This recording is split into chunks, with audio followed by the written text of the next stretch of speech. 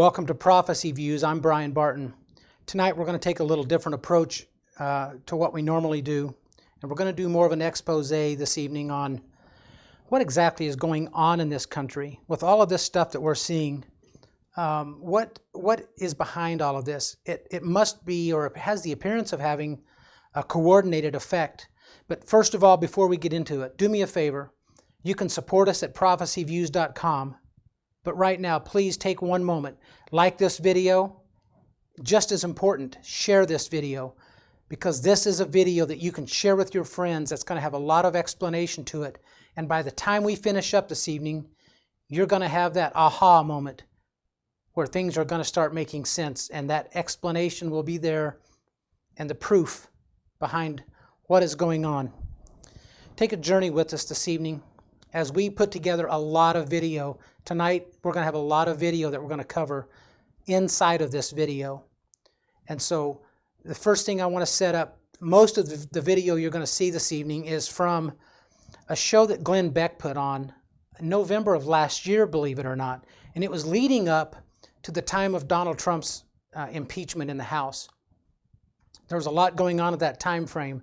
But now we're able to look back on the research that he had put together and see how it totally makes sense, and we can even add to it, and by the time we're done this evening, we'll bring it current.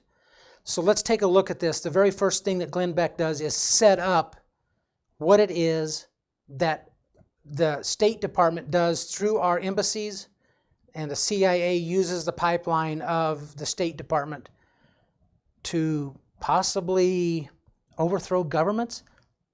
Let's set this up and take a look. I will prove that the U.S. State Department is in collusion with the intel community and NGOs, non-governmental organizations, with NGOs, and they are working to foment revolution all around the world. I will also prove to you the name of this is not Hydra. The name of it is Civil Society 2.0. I'll show you its birth. The main non-governmental partner is George Soros. Well, so George Soros' name pops up. Let's take a look at the other half of this. Now, I need you to pay attention, because this is where the explanation comes in as to how this does it, how the governmental organizations or non-governmental organizations partner up to do what they do. But there's some terms that's listed here on this next segment of this chalkboard that you're going to see repeated time and time again. So keep an eye on this next description and remember these terms. And the goal of civil society is to create a shadow justice system, rewrite constitutions, and pick elected leaders. They're doing all of this stuff without the people's knowledge, without your knowledge, which I contend is the biggest crime, the biggest high crime and misdemeanor. And the conspiracy to not only commit this crime of changing constitutions and fomenting revolution, but also to keep that secret. So we've laid out the stipulations we need to make this case. Now, I want you to remember back a little while back, for those of you that are old enough to remember and were paying attention to the news at that time. Do you remember back to the Arab Spring? It started in Cairo, Egypt, and swept through many countries in that region and overthrew governments, and one after another, toppling government after government. And if you remember, it all seemed pretty organized. Well, let's take a look at how they do that. But first of all, the thing that I want you to keep in mind, why is a prophecy channel talking about this subject? Well, number one of the biggest things that we do here is we take the news and the things that we are seeing today, and this channel at Prophecy Views is not afraid of tackling the deep state type news, or in this case, maybe possibly a shadow government type news. Now, we'll see if the facts bear out as we go through this.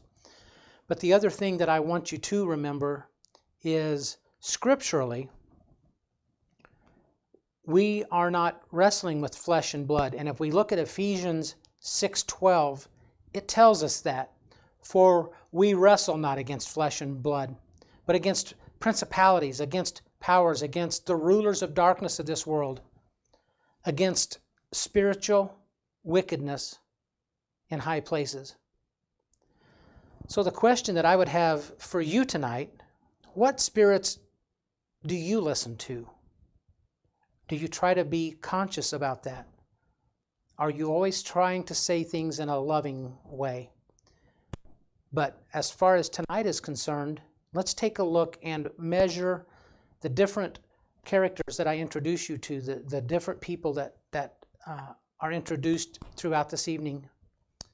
What spirits do you think they are listening to? And let's hold that standard to everything and everybody that we meet through tonight's video. Let's take a look at step one of what they would do through this chalkboard plan that we just looked at. Let's take a look.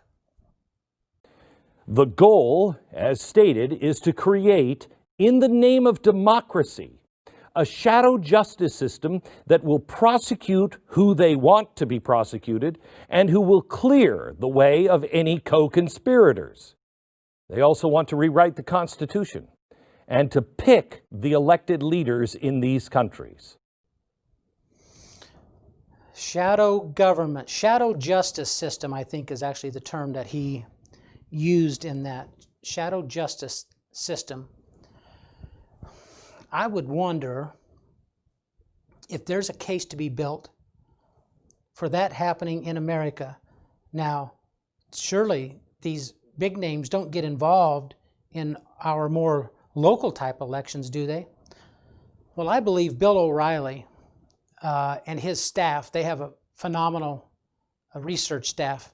They did some research on some of the elections that George Soros has funded so he can manipulate the system throughout. Let's take a look, see what Bill O'Reilly's research has come up with. Since 2015, George Soros has spent more than $17 million on district attorney races. And that is why you are seeing the collapse of our criminal justice system in America. You shoplift, they don't prosecute. You punch somebody in the face, they don't prosecute. You get arrested for stealing a car, no bail. You get arrested for deadly assault, no bail. Soros. So we're starting to build a case. Now, look, that doesn't necessarily mean that it's going to ring all the way through. You know, here at Prophecy Views, we have viewed document after document after document of State Department emails, articles, all kinds of stuff that has been released, some of it through the Freedom of Information Act, FOIA. Judicial Watch has done a phenomenal job. Glenn Beck has a tremendous research staff as well, and they do great work. So we're able to kind of compile all of this stuff.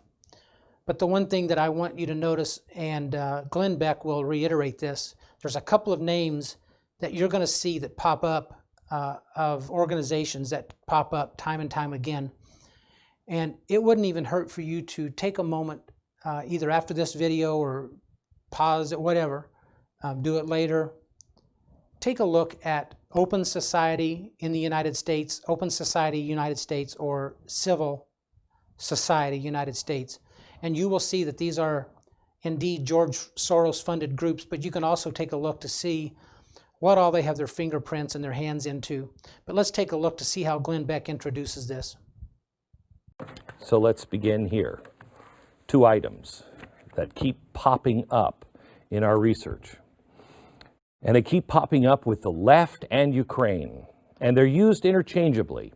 You'll see them in the government documents that we will release here in the next few minutes. The aid packages, and even by the activists that are rioting in the streets all around the world. And they are these terms: civil society and open society. These two phrases are used by this global shadow government to mold the rest of the world into a socialist theme park. So we're seeing how this is starting to take shape. So what is the connection? How does all this happen? Well, I'm going to introduce you to a character named Alec Ross. In fact, I will let Glenn Beck introduce you to Alec Ross. But first of all, understand something. We're looking for that connection between the State Department and how they use what they call, as we saw on the chalkboard, NGOs, non-governmental organizations.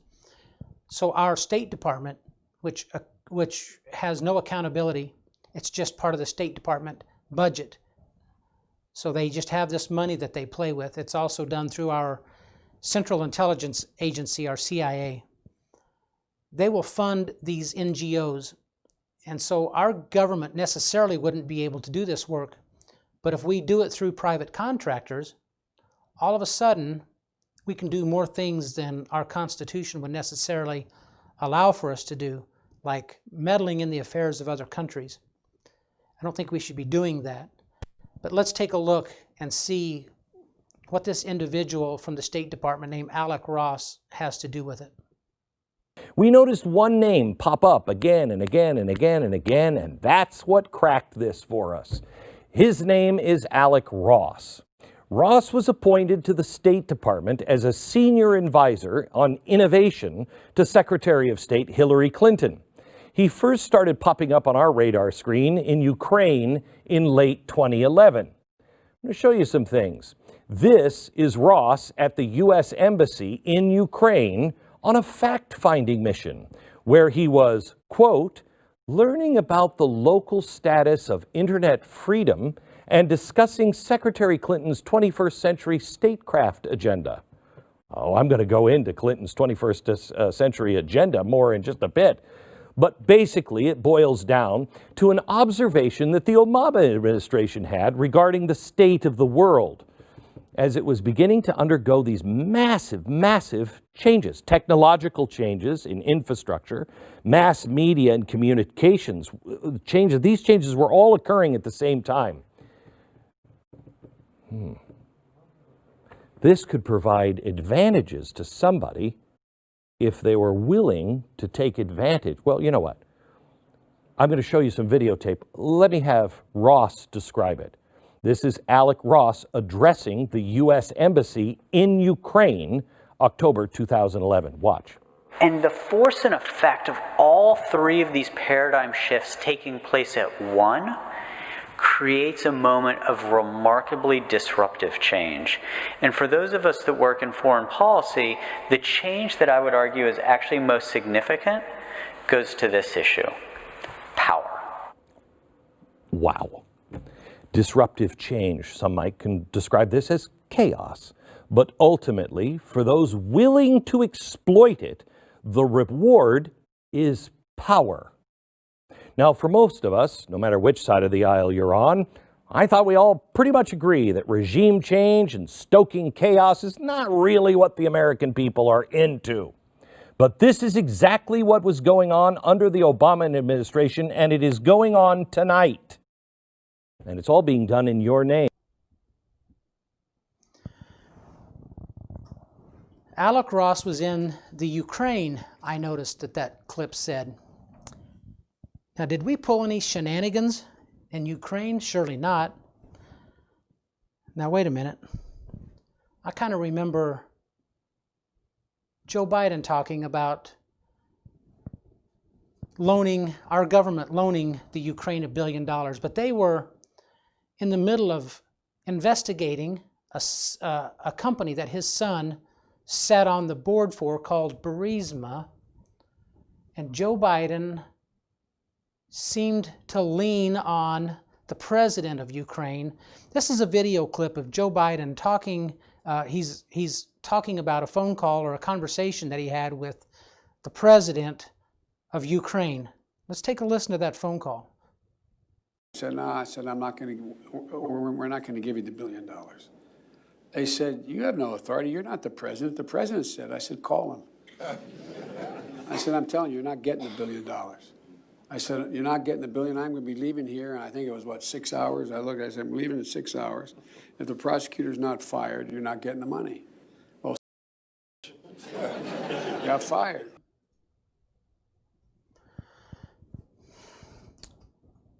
So apparently we have meddled in the Ukraine and other countries.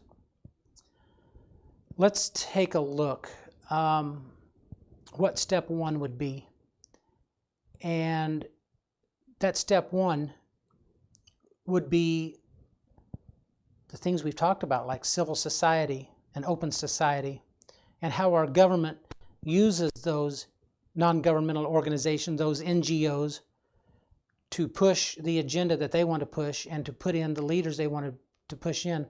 But we're also going to take a look, by the time this clip ends, of how that has now started being, the agenda has been started to be pushed in our country with Antifa, and at the time that this video goes back to would be Occupy Wall Street.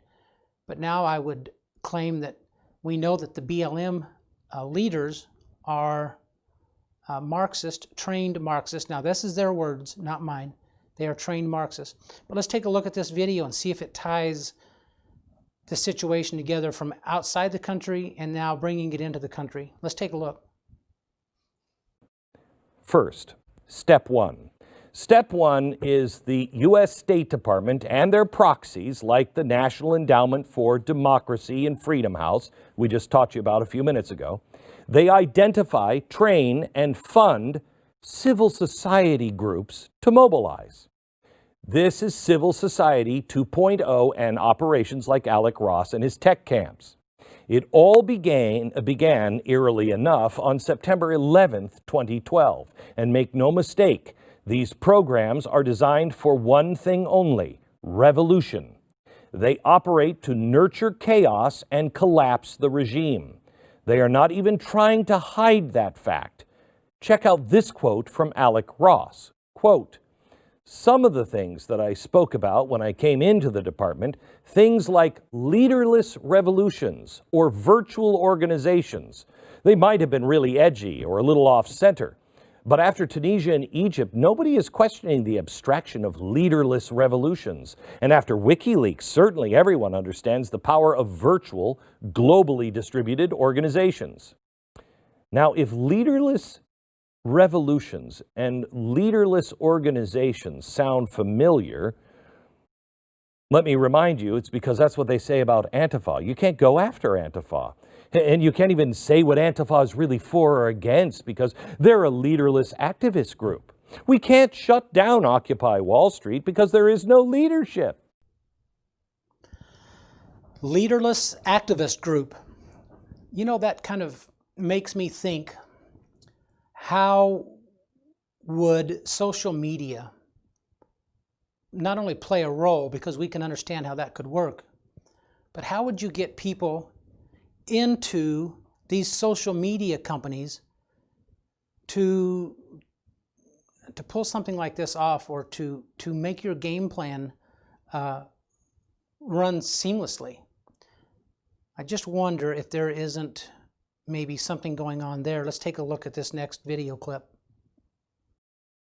Is this why Facebook and Twitter and Google have hired so many Democrats, high-ranking Democrats, people who specifically, many of them came from the Clinton administration, Hillary Clinton's State Department administration?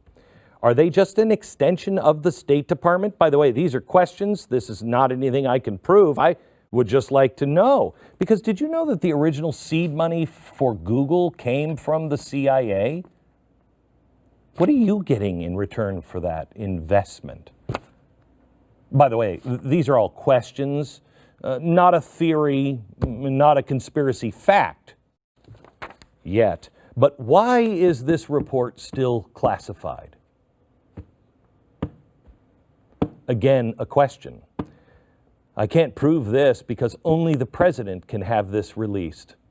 But is Is there an office in the State Department that was traveling the world training these big youth populations at the time in revolution and regime change in the months before the Arab Spring began? Because we know it's doing it now. Is this the birth of it? So they are going inside the depths of Facebook and Google. And this may be a surprise to some of you that we did fund the seed money for Google. And isn't it strange how they seem to be working hand in hand right now? And that was all done through our CIA and our well, just through our CIA department. We've done this in other countries. One of the examples was in Chile. And one of the things that I think will sound familiar to you, not only because in the very beginning of this we talked about how they want to rewrite the Constitution every time, but you're going to see that ring true when we talk about what they did in Chile. She's also the national political counselor for a far-left social political party, socialist, called Democratic Revolution. Their top demands, as seen in this tweet, is to force the rewriting of the Constitution. Gee, where have we heard that before? The State Department, Soros, Hydra, that is called Civil Society 2.0. A year after Civil Society 2.0 began training activists in Chile, Democratic Revolution formed to organize the, quote, activities of the student movement. Today, they're leading the charge in the same way Egyptian activists overthrew the Mubarak regime. But none of it would have been possible without the financing of George Soros and his Open Society Foundation. And your money. Billions of dollars of your money. Now they're poised to overthrow one of the freest market economies in South America. And they're taking down country after country after country, one at a time. So the same model that was used in Chile was used to overthrow the Mubarak regime, and I'll add to that, that was in Cairo, Egypt, and spread through that entire region using the same exact system. Revolt, rewrite the Constitution, subvert the justice system, put in your own people for elections. No matter who's voted in, they win. But could you really do that in a country like the United States? Countries like Ukraine, Macedonia, Egypt, Yemen, and Chile are much easier to heat up, destabilize, and then cast in your image that you want. You can place allies in the criminal justice system. You can do deals with their leaders to fast-track legislation. You can't really do that here. Or can you? Is it a coincidence that leftists are being trained here in the U.S. by Soros groups? So we've seen how that can be done in this country, but is it really being done? Has there really been, have we seen a call to rewrite our Constitution? I mean, that would be one of the earmarks that they do every single time, is to rewrite the Constitution, because they certainly couldn't run the government in the United States the way they would like to run the government underneath our current Constitution. It simply wouldn't allow for it. But has there been a call to rewrite our Constitution? Well, I found some articles that I think will interest you. This is from Jurisprudence. We need to rewrite the Constitution to stop voter suppression. And here's another one from Fortune. The U.S. Constitution needs an overhaul. California can help. Are you kidding me? Here's another one. Reconstituting the Constitution. And this is from NPR. How to rewrite it. And of course, NPR is very left-leaning. And then we have, finally, an article from The Atlantic, and they've been in the news lately. The U.S. needs a new Constitution. Here's how to write it. So folks, I think this should be very obvious to you, the direction they're taking this thing. They are pulling their shenanigans. They have got a lot of practice, starting with the Muslim uprising through that entire region, through and what they've done with Ukraine and Chile and other countries, and I think there have been more than that. We are now seeing that exact same thing play out here in this country. And I think you're going to find in this next interview with Tucker Carlson how the voter mail-in voting plays into it. Let's let Tucker Carlson set this up for us. Nationwide mail-in balloting isn't simply an invitation to voter fraud, though of course it's definitely that. But more important, perhaps, it is a virtual guarantee that in November we will see a swarm of lawyers arguing which votes should be counted. It won't be a question of who got the most votes, it'll be a question of who has the most lawyers. And that is a contest Democrats think they can win. It's happened several times this year already, by the way, in various races around the country. In New York, for example, recent congressional primary, mail-in voting meant that judges spent weeks deciding how to count votes that were postmarked late or arrived late. The Democratic operatives who run Joe Biden's campaign know this, of course, which is why they're trying to tell you you're not allowed to criticize mail-in voting. Anything that increases their power, you may not question. In this case, they want the uncertainty over the outcome of the election so they can manipulate the results. And they're not even really trying to hide this. So now let's take a look at an interview that Tucker Carlson does right now with a gentleman named Darren Beattie. And you're going to find this very interesting. Let's take a listen as we kind of start to draw this to a close. In a recent piece, Revolver argued that Democratic operatives, including some who testified during the impeachment proceedings, are adopting the same tactics that U.S. intel agencies use to start so-called color revolutions in places like Ukraine. Darren Beattie joins us tonight to explain. Darren, thanks so much for coming on. So, for our viewers who are not familiar with the color revolutions in Eastern Europe, state as clearly as you can what you think is going on right now in this election. What's the end game for Democrats? Yes, thank you for having me. Many have described the actions taken against Trump as a coup. And this is certainly correct, but it's a little bit general and vague.